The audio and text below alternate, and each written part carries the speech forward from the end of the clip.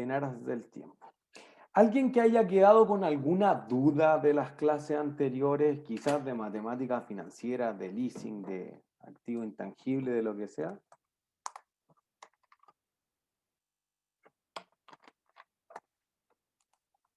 ¿No? Entonces, mira, una cosa que se nos ocurría con la otra sección, además, que es súper importante definir cuando estamos pensando en quiénes son los tipos de inversionistas que van a comprar estos bonos, uno piensa, mira, podría invertirlo a través de formas legales distintas. Entonces, digamos que este es un fondo mutuo, que uno dice, mira, este fondo mutuo va a invertir en acciones tecnológicas de Asia. ¿Sí? Entonces, digamos, invierte 100 millones en acciones tecnológicas. Entonces, lo que uno diría es perfecto, mira, uno pone 500.000 pesos, otro pone 100, otro pone 3 millones y así entre todos conforman 100 millones y se invierte ese capital en solamente acciones tecnológicas. Entonces, digamos que una persona podría tener el 2% de las acciones. Esa persona, ¿cómo convierte si tiene una emergencia, por ejemplo, ese 2% en efectivo? ¿Qué hay que hacer para que una persona obtenga su 2% de vuelta en el fondo?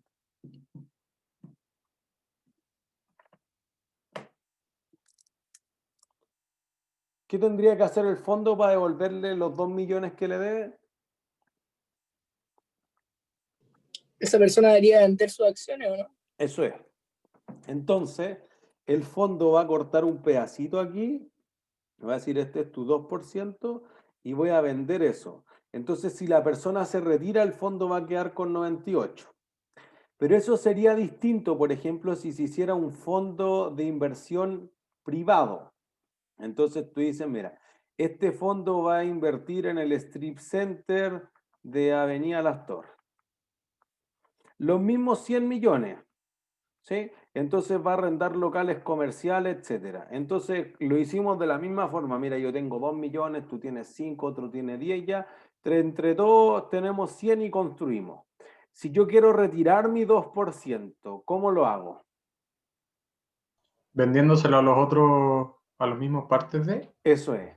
Entonces no puedo vender el activo porque hay contratos de arriendo de por medio, o sea, está el leasing, la propiedad de inversión, todo lo que veíamos, pero yo no puedo ir y venderte el 2% del edificio. Lo que es súper fácil venderte un 2% de 50 millones de acciones, no es fácil venderte el 2% del edificio. Entonces, cuando se retiran, al retirar el dinero, digamos, venden los activos. En cambio, es distinto para el fondo de inversión privado. La P es por privado, que es normalmente si ustedes tienen algún familiar, un amigo que se dedica al rubro inmobiliario, normalmente hacen eso, hacen un fondo de inversión privado para que solamente por este mall, solamente por estos locales comerciales, solamente por este condominio, etcétera, y la responsabilidad queda limitada solamente a eso, no a todos los activos que tuviera el dueño en el fondo. Entonces, al retirar o recuperar quizá el dinero, debe vender sus cuotas. ¿Se entiende? Entonces lo que veíamos al final de la clase del martes que decíamos, mira, en la bolsa lo más transado son los instrumentos de renta fija, porque los instrumentos de renta fija tenían un volumen de transacción de algo así como el 95% de lo que tienen los instrumentos de renta variable. Y uno de los instrumentos de renta variable son justamente esas cuotas de fondo de inversión.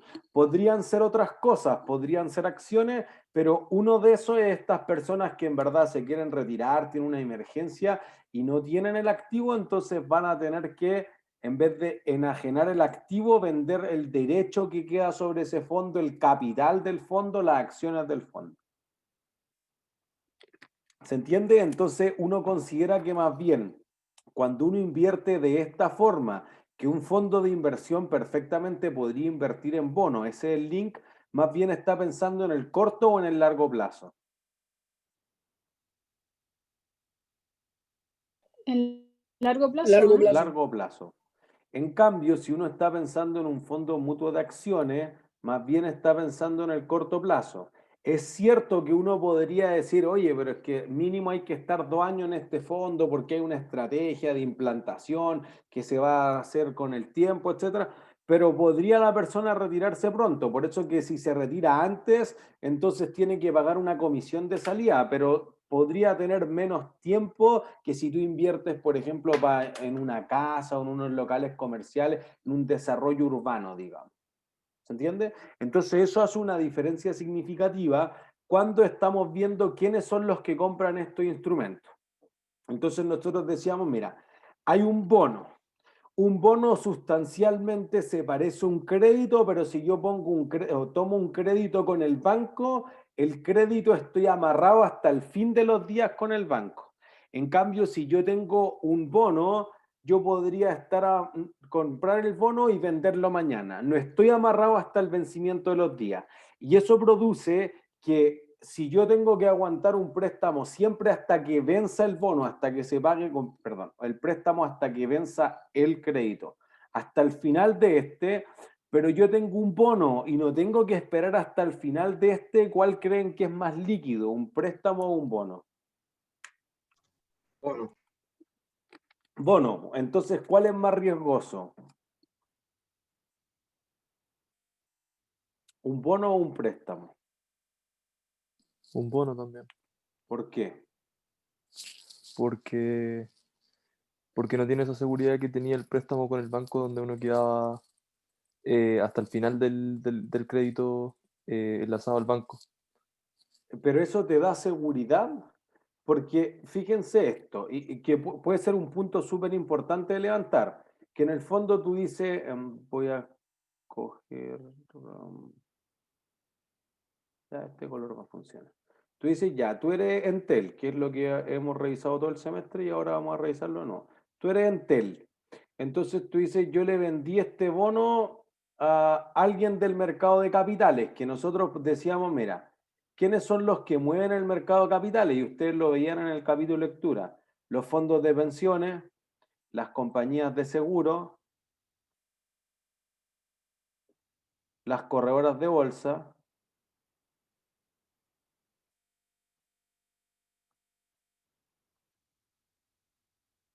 otros inversionistas, digamos, los retail, por ejemplo, que seríamos nosotros, las personas naturales, los no institucionales de montos significativos, los NIMS, alto patrimonio, y podrían ser otros, podrían ser los fondos mutuos que decíamos recién, por ejemplo, los hedge funds, los family office, distintos tipos de inversionistas. Entonces, digamos, mira, ajá. Los private equities van como fondos mutuos. Yo diría que un private equity es levemente distinto al fondo mutuo, porque en el fondo mutuo como que siempre puedo retirar la plata, en el private equity esta cláusula de que tengo que quedarme hasta un día así a fuego. Le es imposible retirarse antes que. O la Pero tasa hay de salida es mucho más. private equities de corto y de largo plazo, ¿no? Sí, pero yo diría que las estrategias que siguen un private equity en general son menos de corto plazo, son más de largo plazo. Porque una parte importante de lo que hacen los private equity es invertir en activos reales, digamos en empresas completas. O sea, a mí me ha tocado asesorar un par de empresas de private equity, de un banco de inversión grande que hay aquí en el local, y que compraban, por ejemplo, una empresa de factoring, que da factoring a empresas de minería, telecomunicación, etcétera. Y entonces lo que iba a invertir la empresa era comprar la empresa completa por $2 millones. ¿Entiendes? No es una super transacción de 200, de 2.000 millones de dólares, pero $2 millones no deja de ser una transacción interesante. Entonces, ese es como el target, como yo diría, entre 1 y 10 millones de dólares el tipo de inversiones que hacen los private equity, que no se limitan a poder invertir en acciones, pero que en general son más invertir en private equities, o sea, en capitales privados, ¿se entiende? Entonces, empresas que no transan en la bolsa, que no tienen bonos, o en real estate, en infraestructura. En empresas como emergentes y ellos poder manejarlo un poquito, ¿no? Claro. Entonces, también ahí depende de la expertise del private equity. Hay muchas que son, por ejemplo, que agarran los startups en etapas de incubación. Entonces, quizás no van contra el capital semilla, quizás no van contra el capital ángel, pero en una tercera etapa entran los private equity. Algunos hedge funds internacionales que tienen estrategias más sofisticadas van por eso. Pero ya los AFP, los fondos mutuos, etcétera, ya van cuando la acción llega a la bolsa, que ese es como el paso 8 de una empresa Más exitosa. desarrollado. Claro, está mucho más desarrollado. Entonces, los que invierten más, el venture capital también son más invertir en las etapas más tempranas. Y tenía una idea, ya $2 millones a tu idea. Pero después tú dijiste, oye, tu idea se llamaba Uber. Bueno, anda a la bolsa, ahora vale $40.000 millones. ¿Entiendes? Son distintas etapas. Y también es que las regulaciones que están en torno a ellos son distintas. La FP no puede invertir en nada de eso, porque la FP no puede invertir en activos ilíquidos, porque una persona siempre podría cambiarse del fondo A al E y tiene que vender todas las acciones del A y comprar todos los bonos del E. Entonces yo no puedo, hoy es que no puede salirse en un año, no me sirven ese tipo de activos. ¿Se entiende? Entonces, por eso hay que invertir en infraestructura, por ejemplo, para la FP es más o menos complejo. Lo que tienen que hacer es en fondos que inviertan en infraestructura, porque siempre pueden deshacerse de la cuota del fondo. Por eso los FIP, los fondos de inversión privados, han sido atractivos para ellos. Y los private equity que han hecho fondos y cotizan sus cuotas del fondo, la FP compra las cuotas. Entonces ahí uno dice, oye, el fondo gana 10, pero el private equity o el gestor del fondo se lleva 2, queda 8. Ya, 8 es lo que disfruta la FP. Pero fíjense que está cambiando, en vez de que hubiera ganado 10% con un activo sumamente ilíquido, con un 8% con un activo que es más líquido. Entonces, menos riesgo, menos retorno. Más riesgo, más retorno. ¿Entiendes? Entonces, fíjense que Entel podría venderle el bono a la FP Cuprum. Y después uno dice, bueno, la FP Cuprum se aburrió y se lo vendió a MetLife. Y MetLife se aburrió y se lo vendió a Toesca, administradora de fondos. Y Toesca se aburrió y se lo vendió a la FP Capital. Y la Capital también se aburrió y se lo vendió al BCI. Ya listo. Entonces, ¿Entel debe más plata o menos plata si lo tiene MetLife, Toesca o el BCI?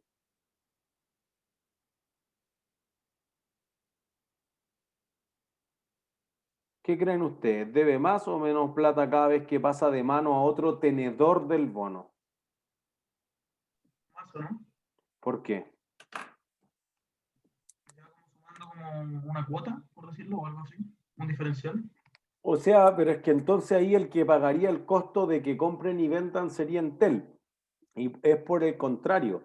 En el fondo Entel dice esto, mira, si vemos lo primero que veíamos en la clase anterior, yo prometí pagar $20 y pagar intereses del 5,5%. Eso es, pago 52 centavos un semestre, 53 el otro, 52, 53 y $20. Chao. Si este bono, sea digital o sea en papel físico, lo tiene la FP Cuprum, Capital, Modelo, Provida, la que sea, o la compañía de seguro X, o el fondo de inversión no sé cuánto, a mí me da lo mismo. Al final del bono yo voy a pagar 20 y le voy a pagar 20 al que tenga esto. Y chao. Entonces, para el emisor del bono, el que está vendiendo el bono, a veces llamado también el lanzador, le da lo mismo que él lo tenga.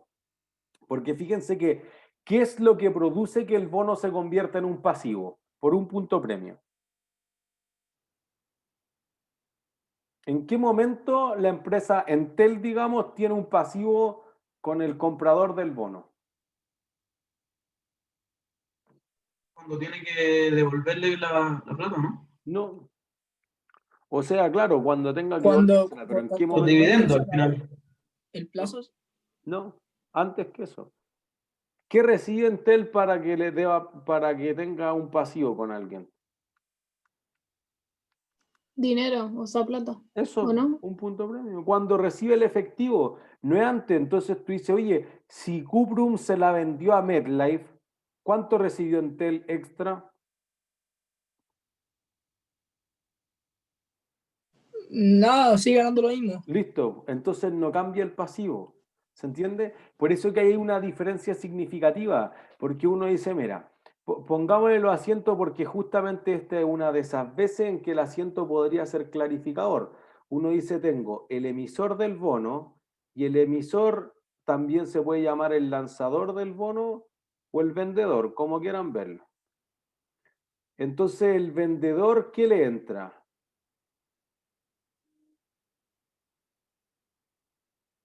¿Qué le entra a la empresa? Plata, porque lo está vendiendo. Listo. Cargo efectivo.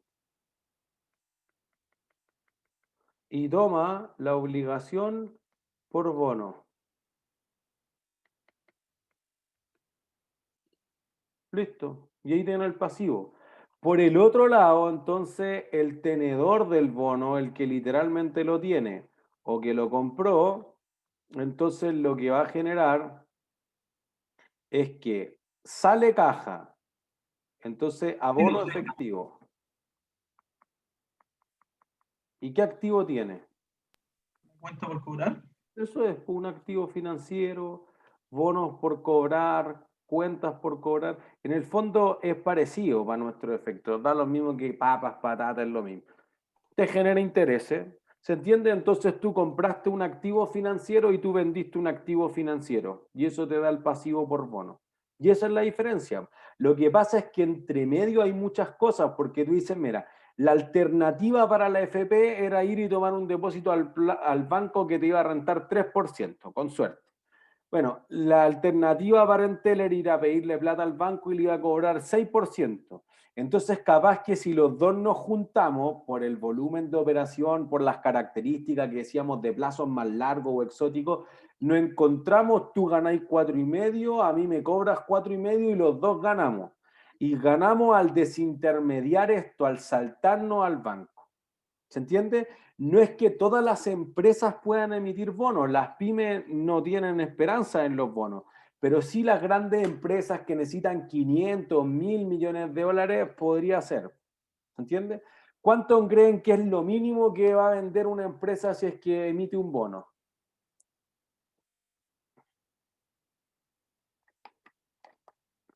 En plata. 100 millones de pesos. No, muy poco. Por eso no se despierta un banco de inversión. ¿Quién da más? 10 millones de dólares. Por ahí va, pero muy chico todavía. ¿No son 50 millones? Por ahí va, por lo menos. O sea, lo más chico que se hace en el mercado local, 50 millones de dólares.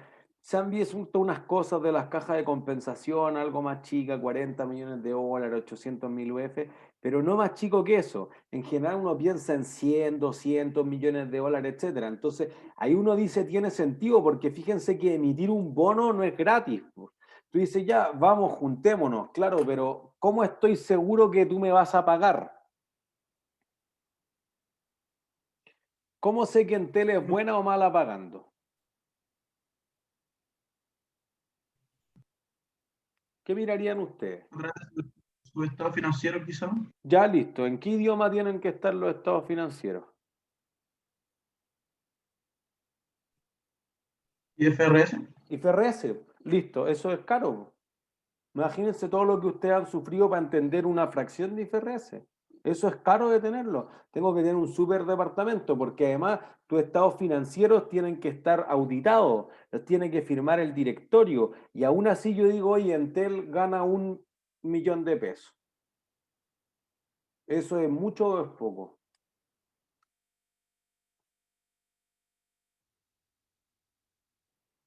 ¿Ven? No se Según puede. yo, o sea, a partir de su estado es poco. Poco o mucho, no sabemos. Alguien tiene que darnos un parámetro, clasificadora de riesgo. Entonces, tu bono tiene que tener al menos 2 clasificaciones de riesgo, que en el fondo una clasificación de riesgo trata de decirte este bono te va a pagar o no te va a pagar. Lo mejor posible que puede ser un bono es AAA. Entonces, ese es virtualmente imposible que no te pague. Codelco. ¿Se entiende? Pero si no, tú dices, oye, es peor, po, pero podría ser AA más, por ejemplo, es mejor, el mejor de ese segmento, AA o AA menos. Y así va bajando a más, a A, después sigo acá, a menos y así sucesivamente. Triple B más, triple B menos. Y hasta ahí se hace un corte. Ahí uno dice, mira, todos estos bonos que tengan esta clasificación de riesgo es lo que se llama grado de inversión. En general, lo que uno considera es que los inversionistas institucionales puedan comprar solamente bonos que tienen grado de inversión. El bono tiene que tener al menos 2 clasificaciones de riesgo, no ocurre, pero no vaya a ser que tú le pagues súper harto a la clasificadora de riesgo para que te mejore el credit rating, la nota crediticia. Entonces tú dices, mira, Moody's me puso AAA y Feller Rate me puso AAA también, o Fitch Rating o alguna otra clasificadora, entonces ya, tenemos listo. Tenemos clasificación de riesgo y eso es AAA, ya. Entonces es un súper buen bono, pero si es que tiene una clasificación más mala, digamos desde W más hacia abajo, es lo que se llama los bonos basura. Y los bonos basura, ¿por qué se les llamará así? Es más probable que te paguen o que no te paguen. Que no. Que no te paguen.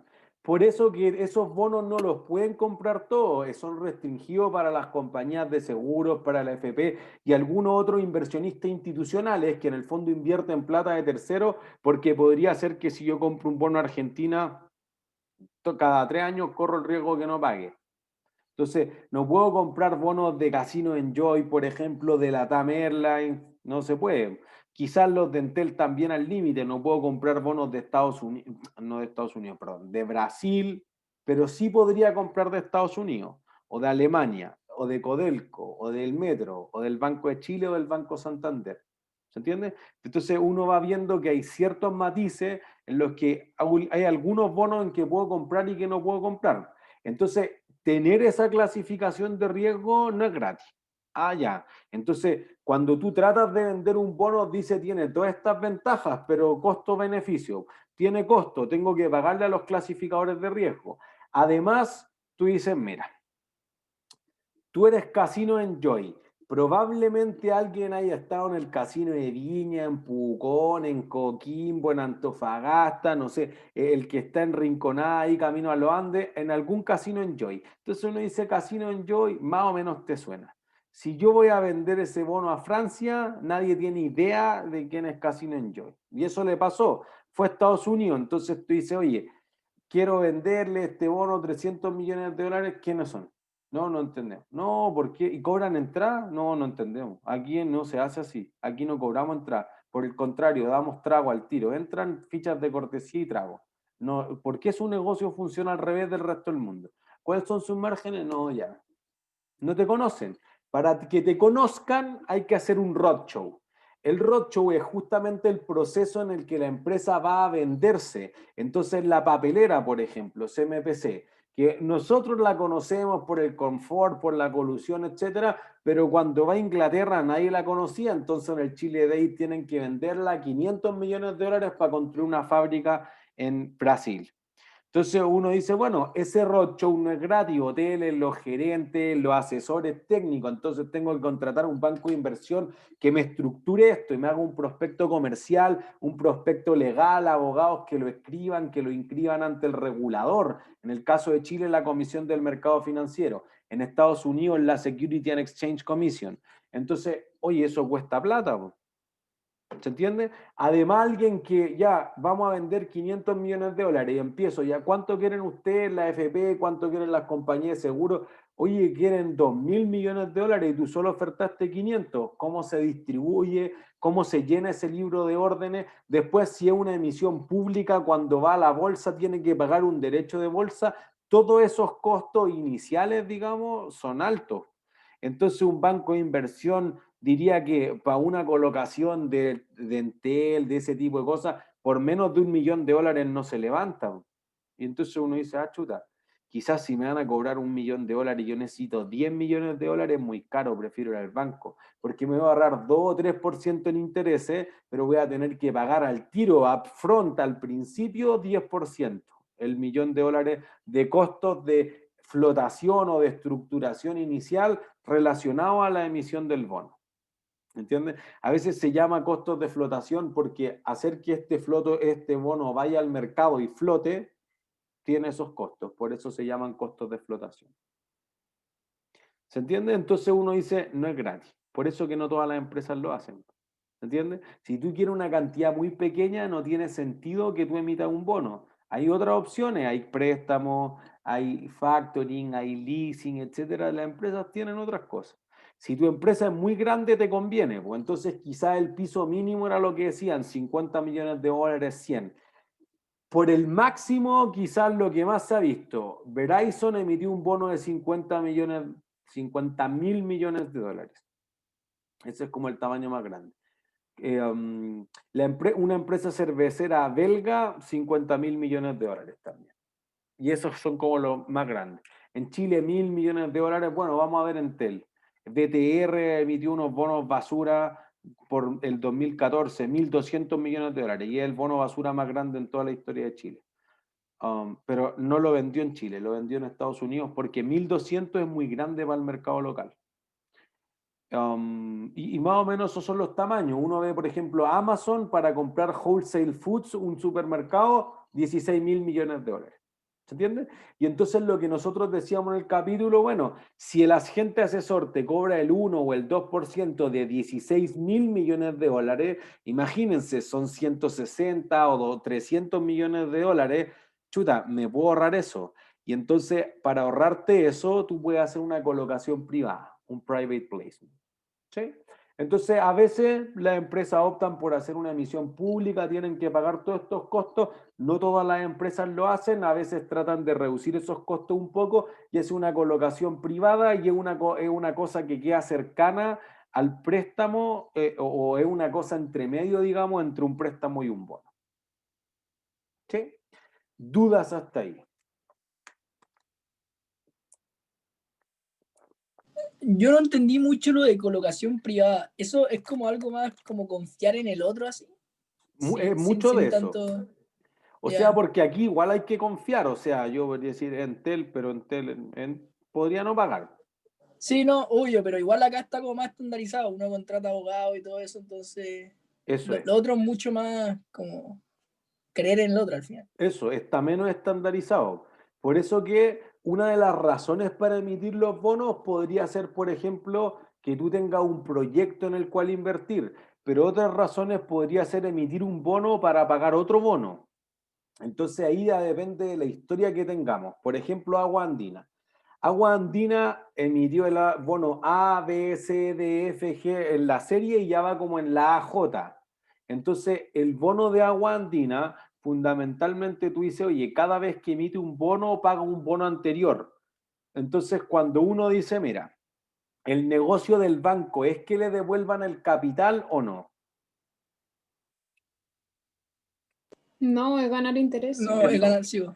Entonces, porque si el cliente no te paga el capital, ¿qué puede hacer el banco?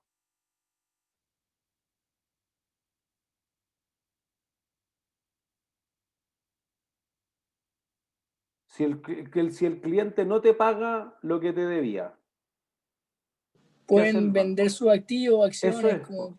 Entonces, fíjense que aquí no hay que imaginarse nada súper complejo, asiento nada. Imaginemos la ecuación contable. Oye, si tú me debes acá 100 y tú tienes activos por 200 y no me pagas los 100, mi garantía es esto.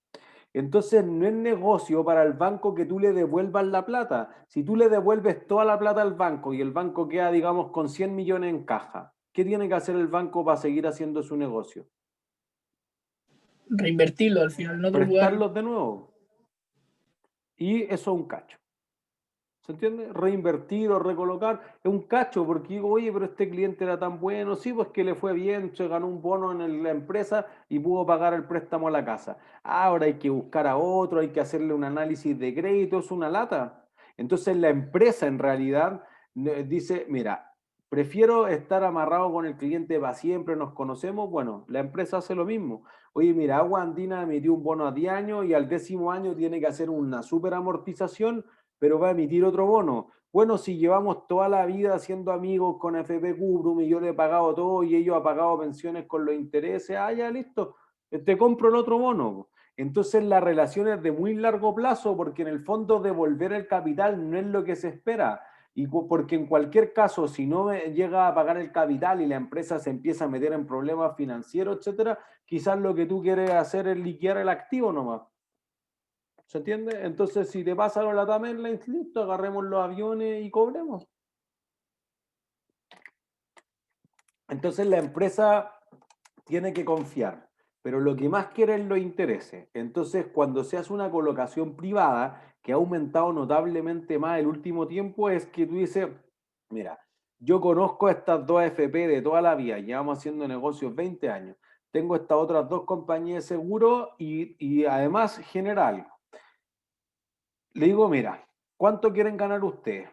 5%, listo, yo escribo en el papel 5%, ya lo voy a inscribir donde el notario, nos vemos en 2 semanas, listo, ahí está su papel, 5% al año, ustedes pásenme 400 millones de dólares.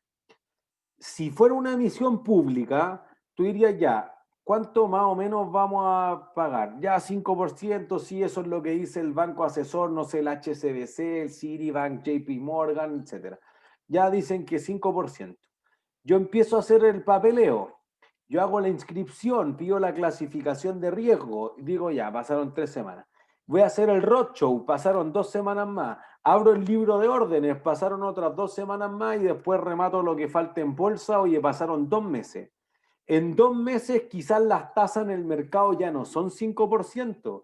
Podría ser que el Banco Central subió, bajó las tasas de interés, podría ser que se volvió más riesgosa la empresa porque, oye, te llegaron unas demandas, se quemó la fábrica, no sé, está en problemas, te pillaron contaminando, cualquier cosa, ahora la empresa es más riesgosa. Entonces el mercado le cobra una tasa que es distinta, más alta o más baja que el 5%. Y como te cobran una tasa más alta o más baja, no te pasan 400 millones, te pasan 350 o 500. Pero yo quería 400, no, pues 500. Ah, no te da. Entonces, cada vez que las empresas hacen una emisión pública, un buen banco asesor lo va a hacer que esté en torno a lo que vamos a llamar el valor par, en torno a esos 400 millones que solicitó, pero podría quedar un poco más abajo, podría quedar algo más arriba.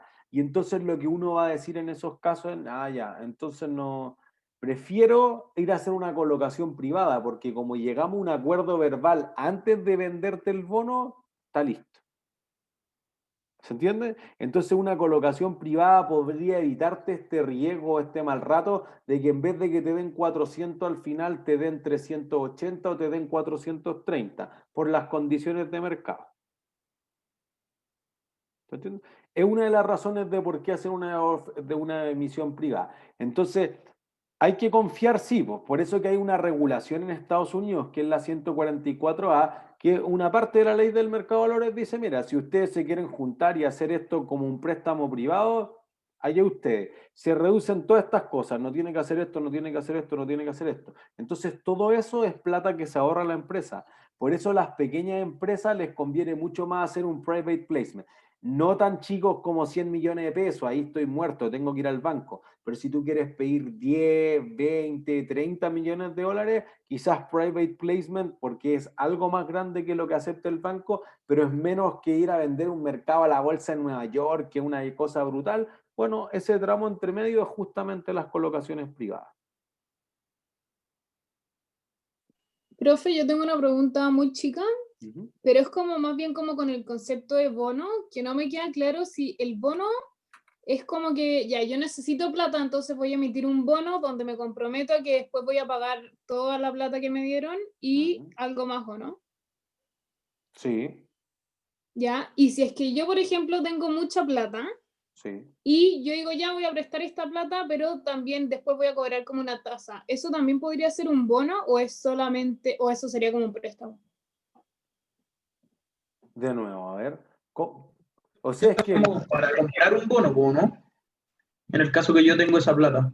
sí, o sea, depende de quién recibe la plata, pero si en el fondo un préstamo no es muy distinto al bono, solo que el préstamo estoy amarrado hasta el fin y el bono lo tengo que vender solamente. O sea, lo puedo vender, no estoy obligado a venderlo.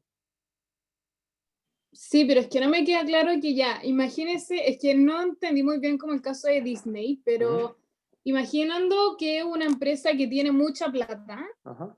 ¿ya? Entonces yo digo, ya, tengo tanta plata, la voy a prestar, y Ujú. voy a cobrar una tasa, un porcentaje, Ujú. que después me la devuelvan. ¿Eso también sería un bono o no? No, pues ahí tú estás comprando un bono. Ah, ya, perfecto. Como que a ti te sobra plata, el emisor del bono, digamos, el metro, capaz que Disney le compre. Entonces, puede ser que uno es el comprador del bono y tiene el activo, el otro es el vendedor del bono y tiene el pasivo. Ya, perfecto. Ajá. Entonces, particularmente, vender bonos es como para generar liquidez. Claro, pues es una forma alternativa de financiarse. O en vez de hacer un leasing o un préstamo, vendo un bono.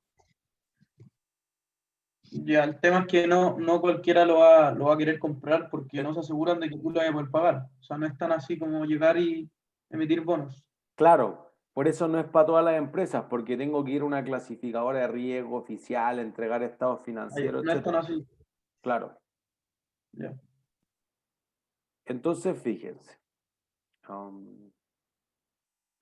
Acá tenemos, miren, la memoria de Entel, la que hemos utilizado todo el semestre para propiedades, planta de equipo, activo intangible, etcétera. Si Entel vende un bono, entonces ese bono, ¿qué será para Entel? ¿Qué clase de cuenta será lo que tiene Entel?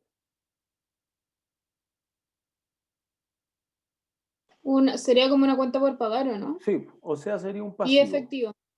Eso, le entra caja y le queda el pasivo. Entonces, fíjense aquí, le voy a dar un poquito más de zoom. Aquí tenemos que Entel va a tener dentro de los pasivos financieros de corto plazo y los pasivos financieros de largo plazo, sus bonos. Y eso, ¿dónde podemos ver qué incluye dentro de los pasivos financieros que tengan, digamos, intereses? En la nota 16. Entonces, miren, nosotros qué vamos a ver. Voy a ir a la nota 16. En la 14, 16. Fíjense, dentro de sus pasivos financieros, tiene algunos préstamos, 500 millones en el corto plazo y 170.000 millones en el largo plazo. Pero dentro del resto dice obligaciones con los tenedores de bonos, 19.000 millones en el corto plazo, 1,8 prácticamente billones de pesos en el largo plazo.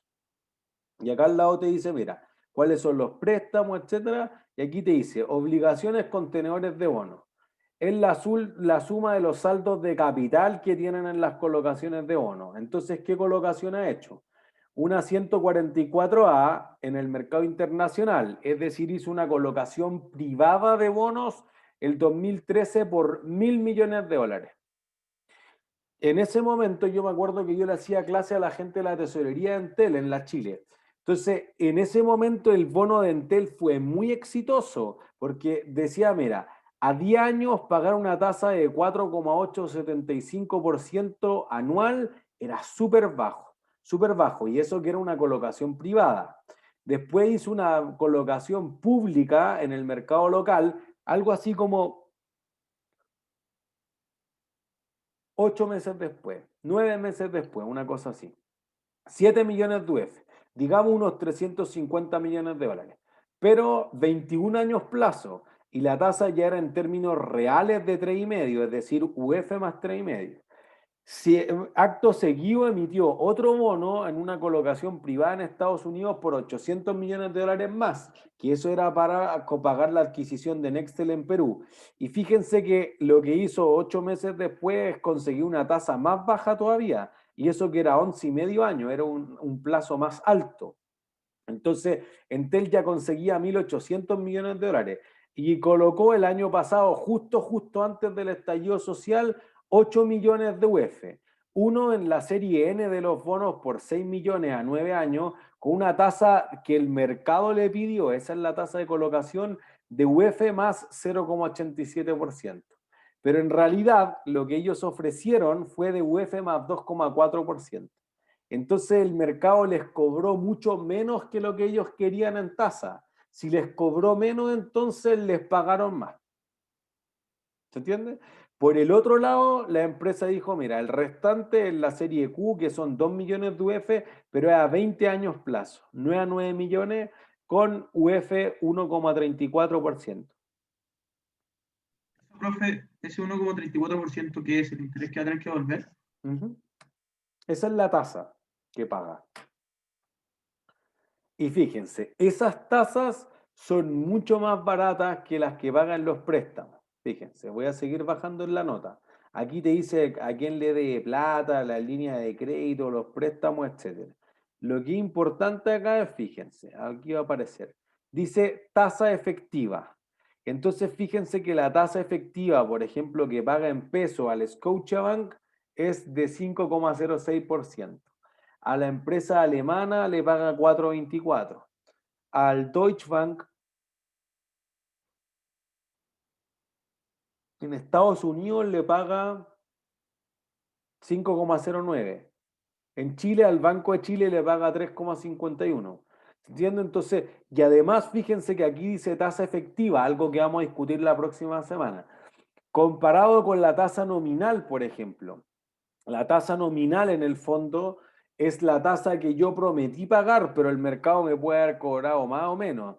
Por ejemplo, porque aquí son tasas que son flotantes o son variables. Entonces te dice, mira, yo te pago la tasa activa bancaria en pesos a 90 días más el 0,47%. Bueno, eso representa algo muy cercano al 2,23. Y acá te dice lo mismo a 180 días, pero te pago un 0,1% extra, ya, y eso representa el 5,06%. ¿Se entiende? Entonces, esa es la alternativa, tu alternativa es préstamo. Particularmente Entel no tiene muchos préstamos, lo que más tiene son bonos en esas 4 últimas emisiones de bonos. ¿Se entiende? Entonces, esa es una empresa de este tamaño, pero fíjense de nuevo, de los casi 2 billones de pesos que tiene, 1,8 provienen de bonos. Las otras empresas no tienen ese tamaño, no consiguen esa cantidad de capital o no requieren esa cantidad de capital, simplemente no es necesario. ¿Se entiende? Entonces, para el emisor del bono, el bono es un pasivo. Para el tenedor del bono implica un activo. Si el bono no me paga, si entra en default o en cesación de pago, entonces el dueño del bono, el bonista, puede solicitar la quiebra de la empresa y que se venda todo para pagarme. ¿Se entiende? ¿De qué depende la tasa que le voy a cobrar al bono? De varias cosas. Por un lado, uno dice, mira, si yo invierto en un título, en un activo que es más bien financiero, como los depósitos a plazo, los fondos mutuos, los bonos, las acciones, etcétera, tienen un riesgo asociado que es distinto, son más líquidos que los activos reales, por ejemplo, las casas, los cuadros, los vehículos, los inventarios, etcétera. Esos activos entonces van a correr un riesgo distinto. Entonces uno dice, aquí hay una base. Primero, un valor del dinero en el tiempo. 3%. Pero además, si hay un riesgo que no me pague, entonces le voy a exigir un extra. Si Chile entonces tiene baja probabilidad de no pagar, le cobro 4. Pero si Argentina tiene alta probabilidad de no pagar, le cobro 20%. ¿Se entiende? Entonces, mientras más alto sea el riesgo que tengo por liquidez, por no pagar, etcétera, más va a crecer la tasa de descuento que tiene la empresa. Entonces uno podría decir algo de este estilo. Por ejemplo, si el Banco Central pagara un 1% y tú tienes un bono AAA, quizá el spread es de 0,2%. Pero si ya es AA, quizá es 0,5%. Si es A menos, no sé, es 1,3%. Si ya cae al rango basura, entonces B más es 6%. Y así va sumiendo esta parte, pero que es un diferencial o un spread por riesgo, no es por otra cosa. ¿Se entiende? Entonces, fíjense que ustedes le prestarían plata a alguien que no paga. Obviamente que no. ¿Por qué no? Depende, en verdad, porque si las tasas son altas, de repente igual puede ser Eso es. un buen riesgo. Porque uno dice, oye, ya, pues no, la TAM no puede pagar. Ya, ¿la dejo quebrar o no la dejo quebrar? Pero ¿hasta cuánto tiempo puede durar eso? Como Es que- ir yéndote a pérdida. Eso es el riesgo. Si el riesgo, no sé, mira, te pago cuando pueda. La Polar, lo leyeron en el capítulo, un bono cero cupón, no te pago nada entre medio a 99 años. Te pago todo el 2113. Chuta, hay que cruzar los dedos de las manos, de los pies, todo, porque capaz que la Polar no exista el 2113. O exista y te ganaste una cantidad brutal de intereses. ¿Se entiende? Pero fíjense que si yo digo, oye, capaz que no vamos a llegar al 2113, bueno, pero por eso que el instrumento financiero yo lo podría vender en cualquier momento del tiempo. Entonces dice, mira, yo te pago 1.000 millones el 2113, que eso vale en valor presente hoy día 5 millones. Bueno, yo en 10 años más me aburrí de estar asociado a la Polar y vendo el bono y el bono ahora valía 38 millones. Bueno, gané la diferencia entre 5 y 38 millones o 10 y 38 millones. ¿Se entiende, Sebastián? Pero, profe, ¿las empresas no tienen límites de riesgo? En el sentido así como por tiempo o algo así. No, tu bono podría ser perpetuo. Ah, O sea, te prometo nunca devolverte el capital, pero pagarte intereses para siempre. Y tú dices, para siempre es duro. Alguien podría decir, yo lo ponía al final del libro en modo chiste, nada es para siempre. No sé, pero las empresas venden eso. No es quiere decir que no exista, quiere decir que hay algunos inversionistas que se sienten cómodos con eso. Otros inversionistas, y era lo que mostrábamos más el martes, se sienten mucho más cómodos con los papeles comerciales de corto plazo. Mira, yo te puedo prestar por 50 años, pero tú tienes que volverme el capital cada 3 meses. En 3 meses más te lo vuelvo a prestar y te lo vuelvo a prestar y te lo vuelvo a prestar. Pero no te voy a esperar 50 años porque puede quedar la embarrada. Pero otros dirán, bueno, como no todos quieren esto, somos menos los que demandamos estos bonos, son más atractivos las tasas de los bonos de largo plazo en general, para eso, para atraer a que los inversionistas me quieran comprar un bono a 60 años de Endesa. ¿Se entiende? Ian. Pregunta, profe. Finalmente ahí que tocó el tema de la TAM, ¿qué método de financiamiento usaron ellos? Como ellos están en reestructuración financiera bajo el capítulo 11 de Estados Unidos, en la ley de quiebra y algo que nosotros estamos simulando con la nueva superintendencia de reemprendimiento, tienen Estados Unidos dos capítulos, el 7 y el... Bueno, tiene más capítulos obviamente, pero los que más se utilizan son el 7 y el 11. El 7 es que si tú te acoges a eso, vendemos todo lo que hay y pago todo lo que se pueda y chavo pescado, hasta ahí llegamos, se acaban las operaciones. El capítulo 11 no sugiere eso particularmente porque si tú cierras la TAM, además del problema aeronáutico de transporte que te queda, hay mucha gente que podría quedar cesante. Y entonces en alguna industria, lo óptimo no es quebrar la empresa, quizá es reestructurar la empresa y proponer algo como lo que dice la TAM en el capítulo 11, que es voy a abandonar la operación en Argentina, que era súper problemática para la TAM.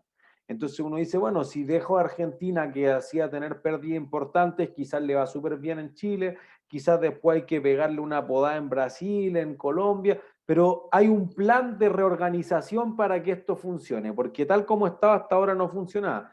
Y lo que pasaba es que tú eres súper buen nadador, pero lleváis 3 horas tragando agua, entonces ya nadie nada bien así. Entonces te dijeron, ya mira, te vamos a sacar a flote por 6 meses, pero proponnos qué vaya a hacer.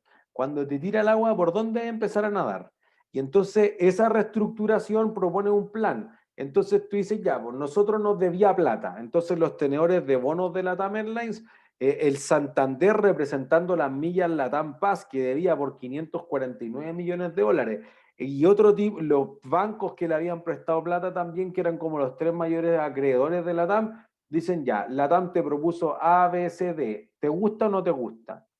No, no me gusta. Ah, ya, chao. Porque además para salvarla del problema tengo que inyectarle más plata. Entonces yo digo, mira, no te puedo pagar lo que te debo, pero si me prestáis el doble, en 5 años más, en 10 años más, en 20 años más te pago. Todo depende de la tasa. ¿Se entiende? Particularmente lo que hicieron es algo, no es levemente más complejo, quizás es bastante más complejo y trasciende harto los objetivos de aprendizaje de este curso, que es el debtor in possession.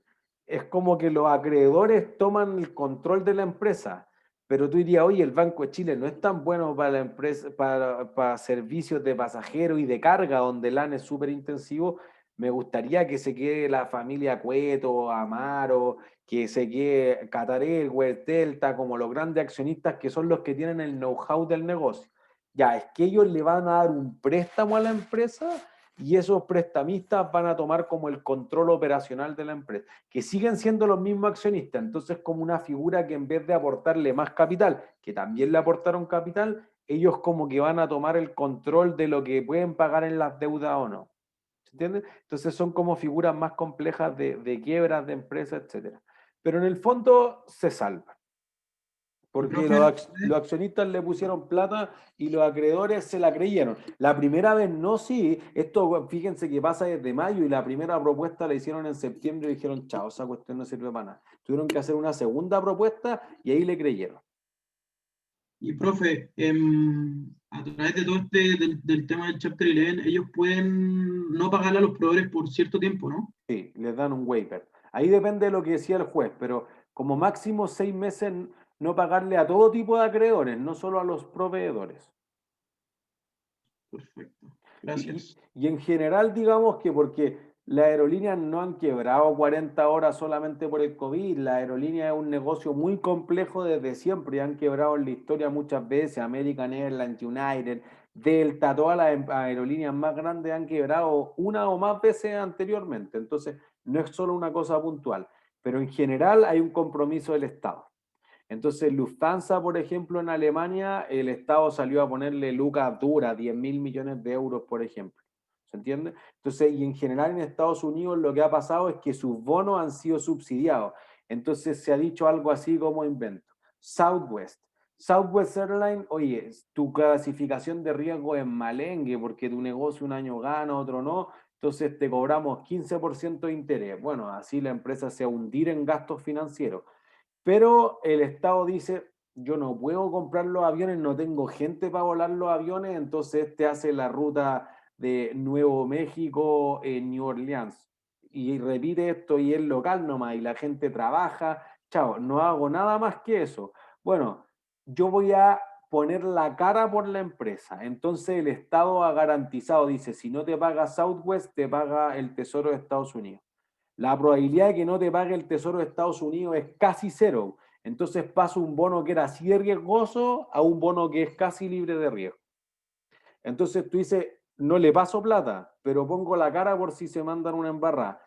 Ese subsidio le reduce las tasas así de 15 a 5%. Y entonces ahí se hacen medianamente rentables. Igual es un negocio complicado, pero lo que se ha hecho históricamente es que el Estado ponga plata como en los rescates que están haciendo ahora la mayor parte de los estados del mundo, porque no tengo cómo dejar al país desconectado y además han subsidiado en forma de impuestos o en forma de garantizar los bonos o la deuda de la aerolínea fundamentalmente.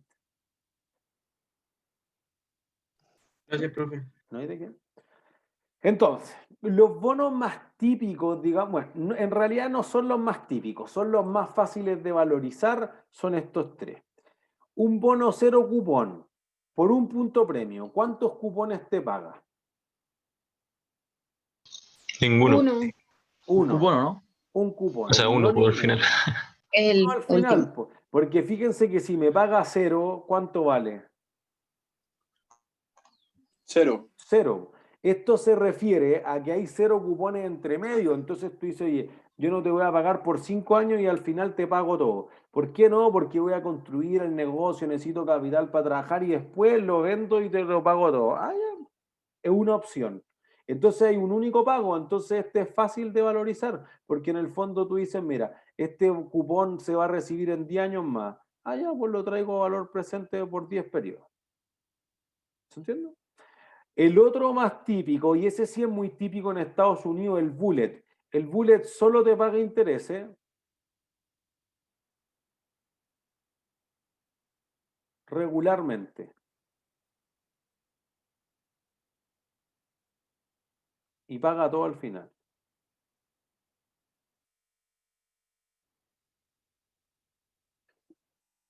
¿Se entiende? Entonces, tú dices todo el capital, por si acaso. Entonces, tú dices, oye, este bono paga 100, 100, 100, 1100. Ah, listo. Entonces, el valor presente Tú podrías decir, oye, este paga 100, 100, 100, 1100, entonces me hace 4 pagos de 100 y me hace un solo pago de 1000.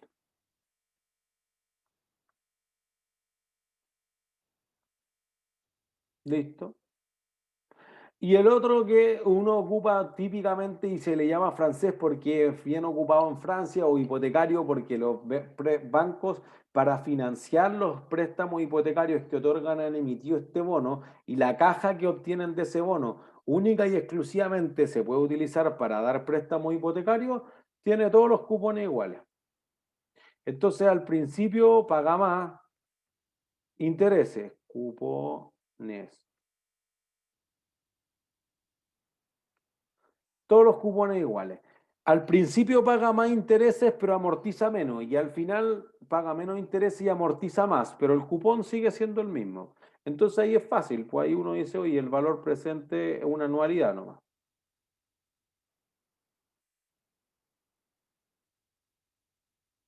¿Se entiende? El cupón es lo que decíamos en la clase anterior, la cuota, el canon de arrendamiento, el dividendo, etcétera. Eso es el cupón. Si no son de esa forma, que son los más simples de valorizar, los que nosotros vamos a ver en este curso, podrían ser bonos quizá que parecían ser exóticos antes, o no tan comunes, pero cada vez se han vuelto más fáciles o no más fáciles, pero más utilizados, que son los bonos perpetuos. Y un bono perpetuo es súper fácil de valorizar, porque en el fondo un bono perpetuo, ¿cuántos cupones te paga?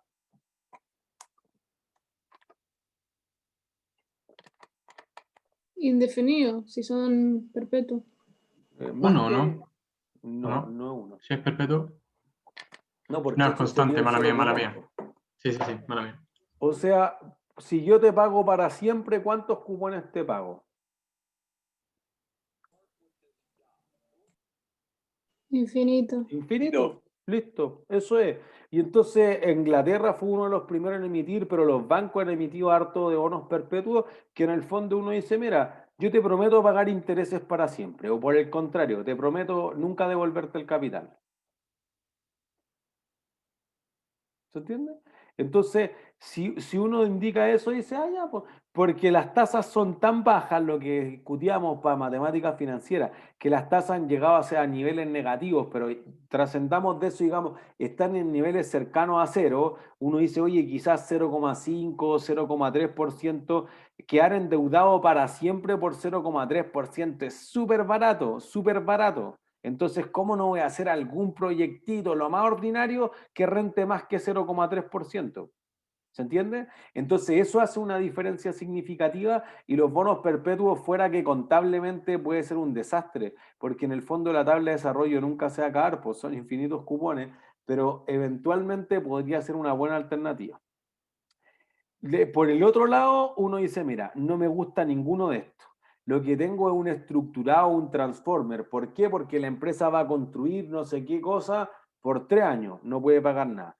Después empieza a operar, pero a súper baja capacidad, entonces va a pagar intereses solamente al principio. Y después, cuando el negocio madure y ya estemos andando con todo, entonces ahí va a aumentar sustancialmente el, el pago que puedo hacer, el cupón total, si lo quieren ver así. Entonces va a decir, oye, al principio no pago nada, listo, por eso un transformer. Se ajusta a lo que necesite la empresa. ¿Se entiende? Entonces lo que uno dice ahí es perfecto. Ese bono, quizás no hay una fórmula de matemática financiera que te simplifique la vida. Hay que traer cada uno de esos cupones a valor presente, y con eso va a tenerlo ahí, que puede ser el valor del bono. ¿Se entiende? Nosotros queremos valorizar los dos primeros para hacerlo bien simple, y después con eso vamos a terminar la clase. Pensemos en esto con datos reales. En septiembre de 2010, la petrolera estatal mexicana Pemex emitió un bono perpetuo por un valor carátula de 750 millones de dólares a una tasa de interés simple anual con pago de cupones trimestrales. Consideremos que el título, aunque realmente se colocó a esa misma tasa, podría haberse colocado al 1,25% y al 2% efectiva trimestral. ¿Cuánto estaría dispuesto a pagar por el título? Ya. Primero, lo que tengo que hacer aquí es el valor presente, que es el cupón partido por la tasa. ¿Ya? Entonces, ¿qué es lo primero que hay que hacer siempre? Transformar la tasa. Listo, perfecto. Entonces, los cupones son los que mandan, trimestrales. Tengo la tasa simple anual de 6,625. ¿Cómo la transformo en trimestral? Bueno, primero que todo, ¿cuántos trimestres hay en el año? 4. 4, perfecto, ya. No hay 3. En un trimestre hay 3 meses, pero en un año hay 4 trimestres. Ya. ¿Cómo transformo la tasa simple en una efectiva trimestral? Dividido 4, ¿no? Eso es. Por eso que es simple. Tasa efectiva trimestral es esto. Y entonces eso nos va a dar 6.625 dividido 4, 1,65625.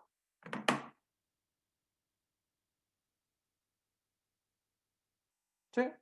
Listo. Después el cupón, entonces. ¿Qué me va a pagar en el cupón? ¿Cuánto capital me va a pagar?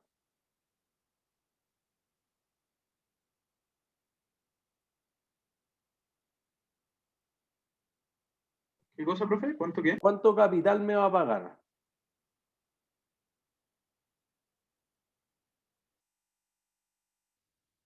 Eso, 0. Solo me va a pagar intereses. Entonces podríamos decir, mira, este es de 750 millones por 1,65625. Entonces lo que te va a pagar de cupón es este por 750. Te va a pagar un cupón de 12.421.875. ¿Sí? Y entonces puedo valorizarlo. Pues entonces voy a decir, mira, tengo este caso y tengo este caso. Entonces, antes de hacer cualquier cálculo, pensemos esto. La empresa ofrece al mercado una tasa de 1,65625%. El mercado realmente no quiere esa tasa, demanda una tasa más baja o una tasa más alta. Entonces, si la tasa es más baja, ¿qué va a pasar con el valor presente?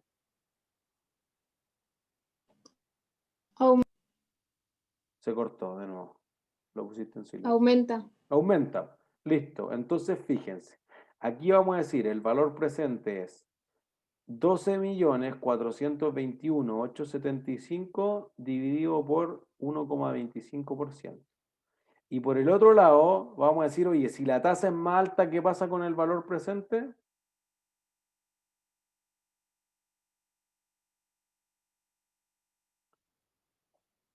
¿Qué pasa con el... Disminuye. Disminuye. Listo.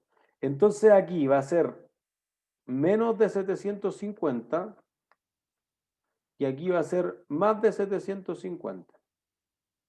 ¿Se entiende? ¿Y eso cuál es mejor?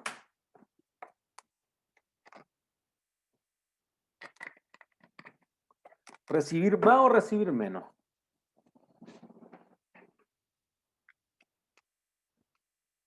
Recibir más. ¿Por qué?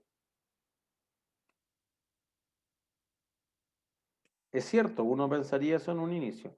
¿Por qué es mejor recibir más? Supongo que porque al final los márgenes brutos son mayores, pues, ¿no? La utilidad es mayor. Pero ya, yo obtengo la plata. Digo, yo necesitaba 750, una empresa petrolera. Y me dan, en la siguiente lámina tenemos los datos. Entonces decimos ya, mira, en un caso me dan 993 cuando me pagan más y en otro 621. Si tú, todo lo que pasó entre medio, dijimos, oye, es que demoraste 2 meses, etcétera, el mercado cambió y por eso te cobraron más o menos, pues la empresa tuvo problemas, etcétera. Pero si tú recibes 621, te quedaste corto en el fondo, ¿eso es malo?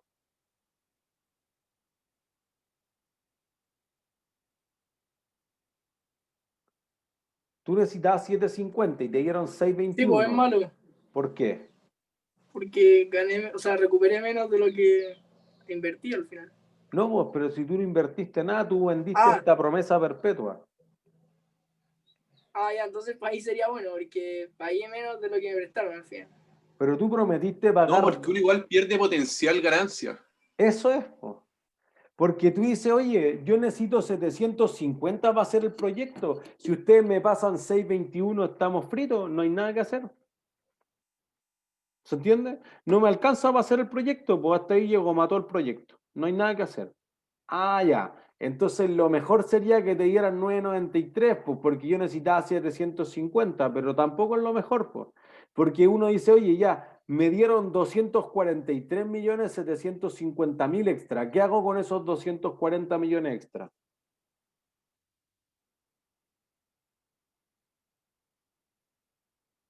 Eso, nada. ¿Se entiende? No es que invierto en qué, pues si la empresa hubiera tenido un proyecto, hubiera solicitado 993. No, es que los guardo. ¿Ya? ¿En qué los guardo? Si esos 243 extra te van a costar intereses de 1,25, entonces el gasto por intereses que te va a sacar utilidad en estado de resultados se va a ver más malo. Entonces, como tu margen bruto no aumenta porque dejaste la plata botada, es un desastre. Por eso que la empresa cuando quiere recibir realmente 750, lo que hace es decir, yo voy a inscribir 1.000 millones. Entonces, si me empiezan a pagar menos, que en el caso de 621 por debajo de la par, entonces voy a vender 800, 850, 900 hasta llegar a los 750. Si empiezo a quedar sobre la par, vendo menos, pues vendo 650, 700 hasta llegar a los 750. ¿Se entiende? Entonces, lo que uno dice es que cuando la tasa de mercado, la tasa demandada, la yield to maturity, el rendimiento al vencimiento, no la TIR del bono, que es un desastre que inventamos acá en Chile, es más alto que la tasa que te está ofreciendo el bono, entonces el bono queda bajo la par. ¿Se entiende? Porque el mercado quería 7% de interés, tú le ofreciste 5, a nadie le gusta, pagan menos. Por el contrario, si tú dices, oye, yo ofrezco 5 y el mercado quería 3, todos quieren tu bono, entonces van a pagar más. Y por eso se habla que se transan respectivamente con descuento o con premio o bajo y sobre la par. Si tú exactamente prometes 5 y el mercado quería 5, que eso extrañamente pasa mucho más con las private placement, entonces el bono va a quedar a la par. ¿Se entiende? ¿Sí?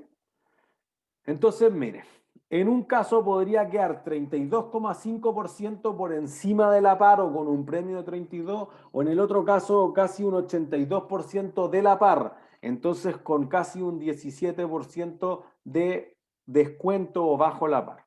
¿Se entiende? El bono más típico también que se utiliza es el cero cupón, en el que tú dices, mira, yo prometo pagar 1.000.000 de pesos en 30 días, en 90 días, en 180 días.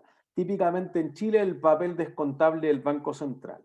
Esos bonos de muy corto plazo eran los que mostrábamos como instrumentos de intermediación financiera. Entonces tú dices, mira, si yo te prometo pagar 1.000.000 en 6 meses, ustedes hoy día me pagan más o menos que ese millón.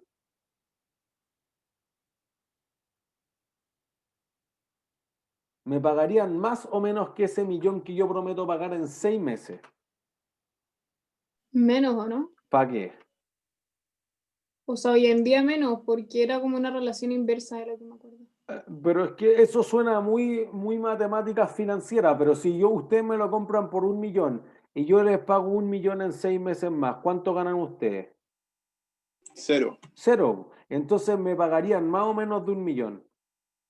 Menos. Menos, por una razón de negocio, más allá de la contabilidad y de todas las finanzas, porque hay que ganar algo. Entonces ustedes quizás lo compran por 900, por 800, y la diferencia entonces van a ser los de intereses que se van a ganar. Por eso que se habla de que los bonos cero cupón se transan con descuento. Entonces, y con esto terminamos. Los municipios en México empezaron a emitir muchos bonos cupón cero, particularmente cuando tuvieron tifones y huracanes y tuvieron que reconstruir eso. Los MUNI, que justamente los bonos municipales, ofrecían, por ejemplo, 4.000 millones de pesos mexicanos dentro de 10 años. Y se le podía exigir, si yo iba a mirar otros bonos de iguales riesgos, 2% cuatrimestral. ¿Cuántos cuatrimestres hay en un año? 3. 3. Entonces en 10 años hay 30. Entonces uno diría, mira, hay un único pago, nada de anualidad ni cosa, de 4.000 millones, yo lo descuento al 2% por los próximos 30 cuatrimestres, hoy en día vale 2.208. Entonces la diferencia acá, los 1.791.716.444, ¿qué son?